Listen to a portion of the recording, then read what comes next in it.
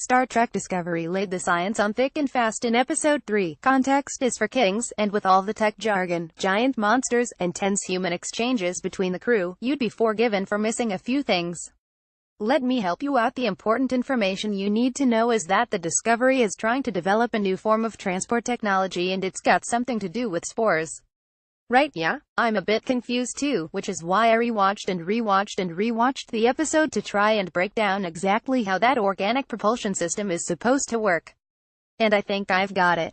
Sort of, maybe. You can watch the video above to see me break down the science complete with clips from the episode, but if you prefer to read, all the information is below as well. Oh, and it goes without saying that there's spoilers both above and below, so if you're not up to date with Star Trek Discovery, go away now. Here's how Star Trek Discovery's experimental transport technology works. The spores that everyone keeps mentioning, those glowy things, are the key to the new transport technology Captain Lorca and his crew are working on. They're called mycelium spores and are harvested from the fungal species Prototaxite stellariation. Mycelium is the vegetative part of a fungus, made up of a network of fine white filaments, so they're basically just mushroom spores. These are being grown and harvested aboard Discovery in the classified engineering lab, which can only be entered with a breath scan. Lieutenant Paul Stamets is head of engineering on Discovery, and it's his research, originated with his colleague Strahl, which led to the development of this new transport technology.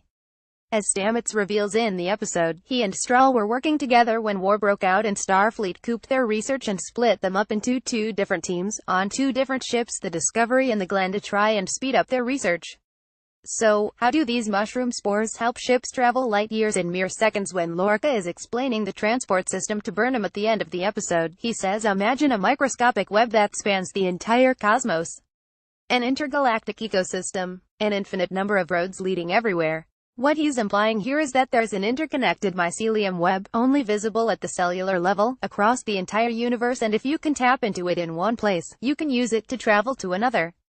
I know, it all sounds a bit unbelievable, but it's actually inspired by real-life mycologist Paul Stamets, who believes that there are many currently untapped uses for fungi in our world, although maybe not space travel.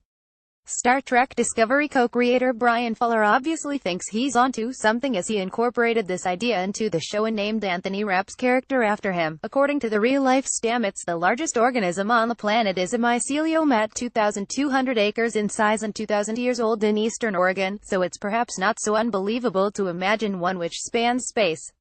When Lorca tells Burnham that she herself has jumped across a mycelial network, that's when the code black was going off. He's talking about the Discovery entering the mycelial web and traveling to another point within it and coming back out. During his TED Talk, Stamets explains that mycelium infuses all landscapes, and holds up to 30,000 times its mass, so if something similar existed across space, it would be able to hold a spaceship. But how does it travel? Well, in nature, mycelium also transfers nutrients between plants, so if we put our sci-fi hats on again, we can imagine this ship being transferred in a similar way. What allows the ship to travel or be transferred at such speed is still unclear, but that might be a point for future episodes. Although Discovery has only managed to jump hundreds of kilometers within the network so far, the USS Glenn was traveling over 90 light-years away in 1.3 seconds, before it crashed, that is.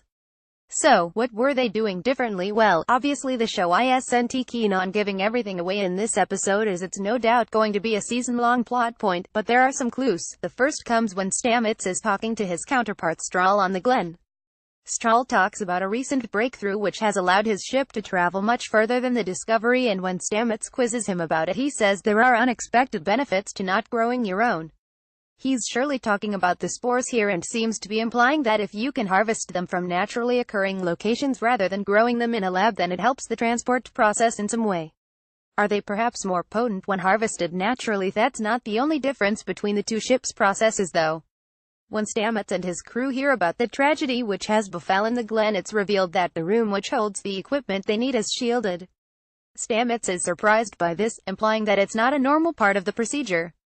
Finally, when the boarding party is gathering up everything they need from the Glenn, Cadet Tilly reveals that there's been a navigational hack on their system, and that there's also a device in the reaction cube, both of which make no sense to the Discovery team. This could be the reason that the Glenn team's tests were so much more successful than Discovery's, but they could equally be the reason it was ultimately a disaster.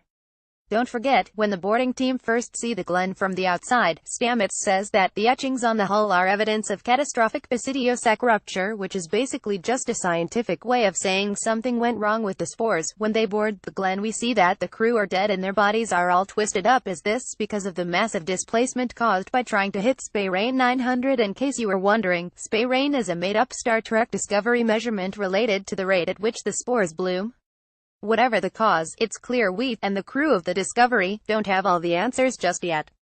But the fact that this form of transport doesn't appear in any other Trek series set after Discovery suggests that it's either doomed to fail or so dangerous that Starfleet has to ban it.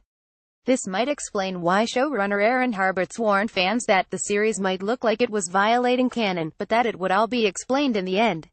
Either way, it doesn't look good for the Discovery.